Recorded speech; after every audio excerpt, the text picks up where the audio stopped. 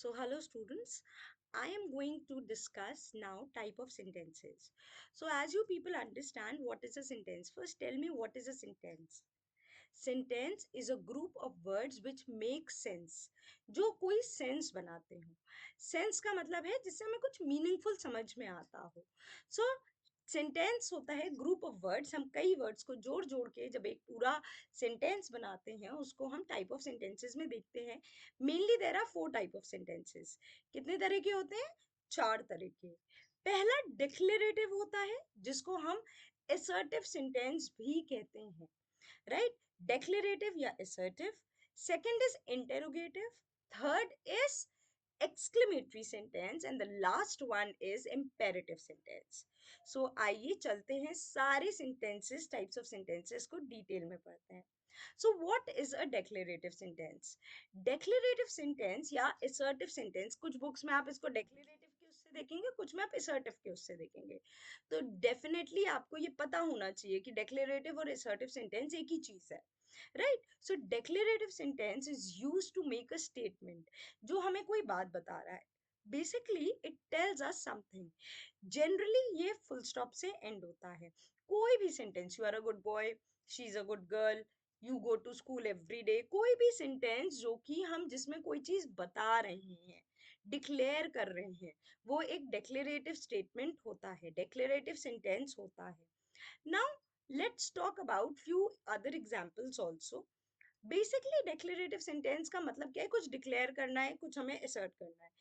Example, I enjoy studying English. मुझे English पढ़नी अच्छी लगती है. We watched a funny movie. ये सब डिक्लेयर कर रहे हैं, कुछ बता रही हैं. I have school tomorrow. कल मेरा स्कूल है.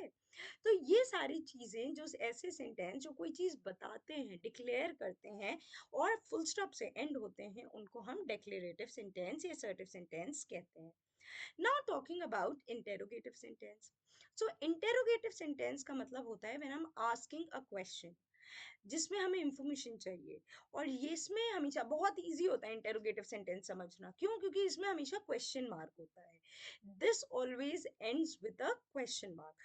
आपने लाइक पुलिस वालों को सुना होगा, इंटेरोगेशन चल रहा है मतलब क्वेश्चंस पूछ रहे हैं.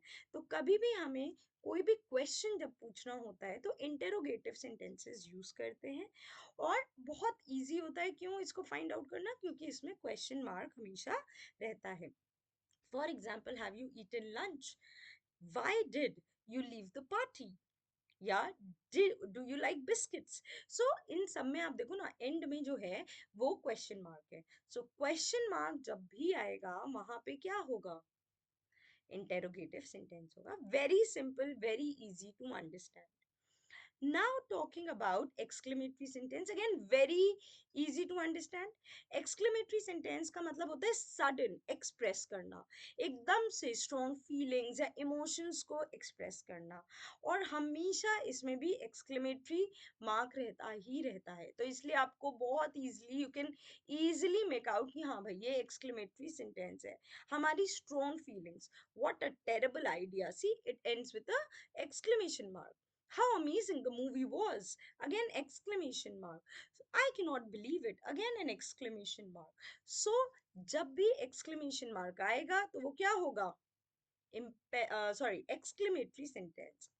Now talking about imperative sentence. कभी भी हमें कोई भी request या command करना है तो वो imperative sentence में आता है. इस sentence में see, gives a command, they tell us to do something. They basically हम जब भी रिक्वेस्ट कमांड करते हैं वो इम्पेरेटिव में आता है. ये किसी भी तरह से एंड हो सकता है, ये दिमाग में रखना होता है. दे कैन, ये कंफ्यूजिंग होते हैं.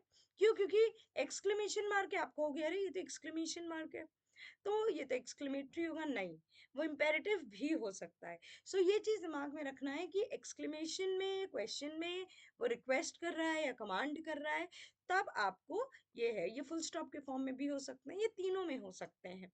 Right? So this gives us command. They tell us to do something. They can end with a full stop or an exclamation mark. Right?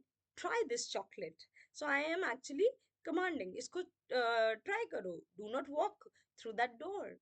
You must stop now. Right? Or please bring me a glass of water. So I am requesting also, I am commanding also. So जब भी request होगा या command होगा तो वो imperative sentence में consider किया जाता है। सो हमने आज पढ़ा 4 types of sentences, declarative, interrogative, exclamatory and imperative.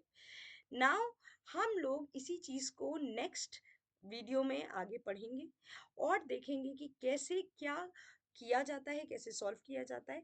एक एक्सरसाइज मैंने दी हुई है, उसको प्लीज सॉल्व जरूर करिएगा in the PDF attached below, और उसको सॉल्व करने के बाद उसको चेक भी जरूर करिएगा।